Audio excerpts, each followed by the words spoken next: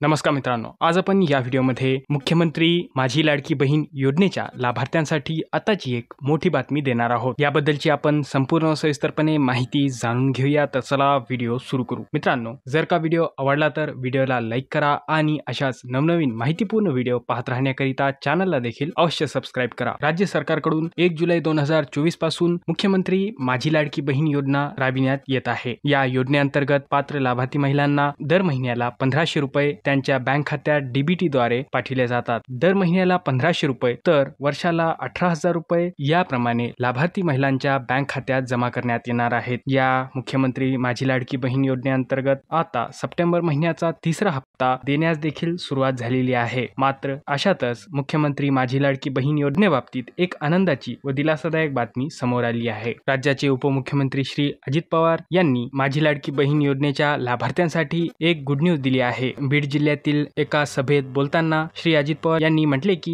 आचारसंहिता लागण्याआधीच सर्व लाडक्या बहिणींना भाऊबीज म्हणून ऑक्टोबर आणि नोव्हेंबर या 2 महिन्यांचे एकत्रित मिळून 3,000 रुपयांचा हप्ता लवकरच महिलांच्या बँक खात्यात जमा केला जाणार आहे। या घोषणेमुळे सर्व लाडकी बहीण योजनेतील लाभार्थ्यांची दिवाळी आणखीन गोड होणार आहे। रक्षाबंधनाला जसे 3,000 रुपये एकत्रित देण्यात आले होते, त्याचप्रमाणे भाऊबीजेला देखील लाडक्या बहिणींना एकूण एकत्रितपणे 3,000 रुपये देण्याचा वादा आहे, असेही श्री अजित पवार यांनी म्हटले आहे। मीडिया रिपोर्ट्सनुसार ऑक्टोबर व नोव्हेंबर या 2 महिन्यांचे एकूण 3,000 रुपये 10 ऑक्टोबर पासून लाभार्थी महिलांच्या बँक खात्यांमध्ये जमा होण्यास सुरुवात होईल। मित्रांनो, हा व्हिडिओ शेवटपर्यंत पाहिल्याबद्दल धन्यवाद।